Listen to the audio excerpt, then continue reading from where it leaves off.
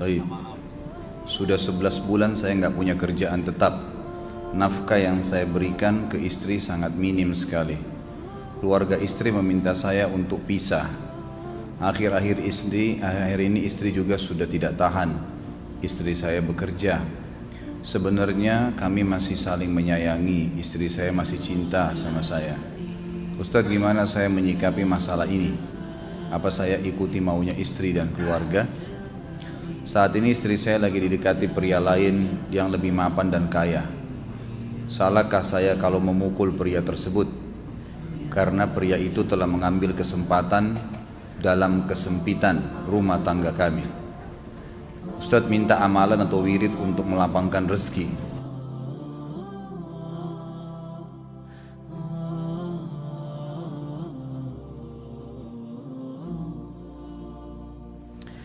Yang pertama sekali, saya menyarankan Anda saran dari laki-laki ke laki-laki. Prinsiplah dan jangan merendahkan diri di hadapan wanita. Maksudnya begini, pada saat seorang wanita yang menjadi istri Anda membutuhkan Anda, tunjukkan kebutuhan kita 1000 kali daripada dia. Dia sayang, dia perhatikan, dia siap berkorban. Kita harus 1000 kali lebih hebat daripada itu. Laki-laki memang penaung. Tapi kapan dibalik? Kalau saya pribadi, kapan dia tidak butuhkan, menunjukkan kebutuhan, saya 1000 kali tidak butuh sama dia. Untuk apa Anda merendahkan diri di depan seorang wanita yang kalau memang dia tidak bisa menjadi seorang istri? Karena kapan wanita sudah menyombongkan diri di hadapan laki-laki, tidak akan ada wibawa sama sekali. Ini poin dulu dalam pembukaan. Dan selalu saya sarankan siapapun ikhwah yang minta saran saya dalam masalah rumah tangga, yang paling pertama ini saya ucapkan, saya bukan menyuruh Anda menjadi keras, bukan. Tapi saya mengajak Anda untuk punya prinsip dalam hidup. Wibawa, pemimpin rumah tangga. Dibutuhkan kita butuh, tidak dibutuhkan ya sudah. Masih banyak gantinya. Dia mau ganti laki-laki lain, silahkan, ahlan wa sahlan, silahkan. Allah akan gantikan penggantinya yang lebih baik.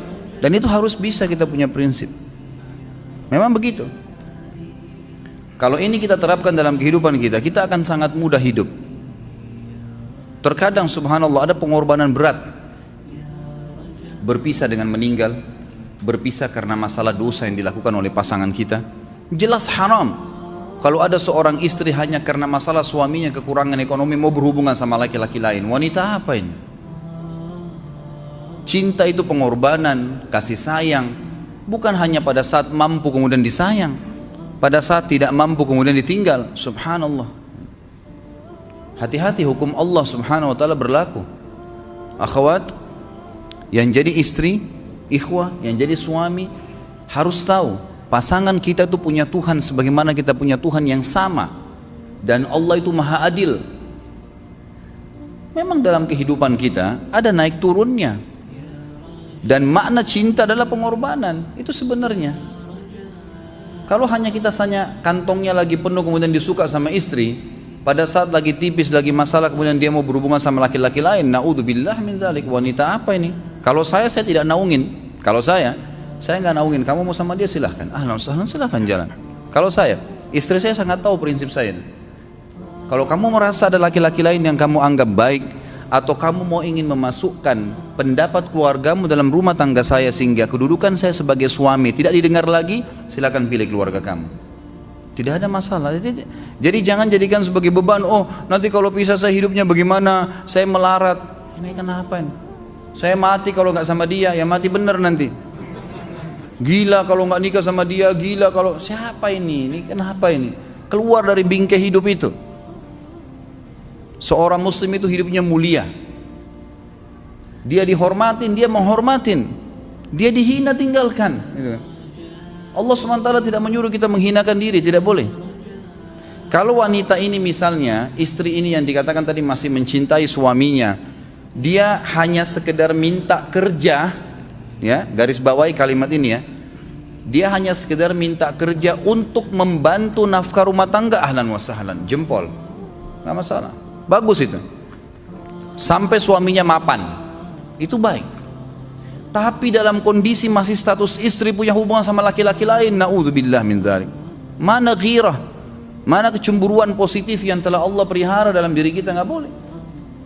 Pada saat seorang sahabat pulang ke rumahnya mendapatkan istrinya selingkuh dengan laki-laki lain, tidak disebutkan apakah berhubungan biologis atau tidak, tapi yang jelas sahabat ini sampai kaget, masuk ke rumahnya temukan ada laki-laki lain.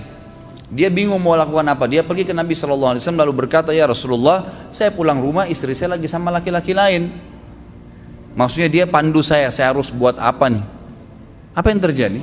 Subhanallah, Sa'ad radhiyallahu anhu sahabat Nabi mulia menghenuskan pedang mengatakan, ya Rasulullah, kalau terjadi pada rumah tangga saya akan penggal dua-duanya. Dua-duanya saya penggal nih. Tapi di sini ulama bilang saat ingin menghukum kalau terjadi pada keluarganya dengan penggal ini, bukan maksudnya dia menghukum secara individu, maksudnya saya ingin terapkan hukumnya Allah, dirajam, dibunuh karena mereka sudah menikah dan berzina. Hukum Allah terapkan, kemuliaan agama harus ada. Harus begitu. Seorang istri yang mau tinggal di bawah naungan kita sementara kita sudah berkorban di bawah terik matahari, sudah bekerja, sudah memilih dia dari sekian banyak wanita, kemudian dia mau berkorban, hormatin dia, junjung dia, lindungin dia, rangkul dia, gitu kan? Bela dia, memang harus begitu. Tapi kalau masih dalam naungan, kemudian sedikit himpit masalah ekonomi lalu berhubungan sama laki-laki lain, naudzubillah, jangan dipertahankan. Berbahaya sekali, gitu kan?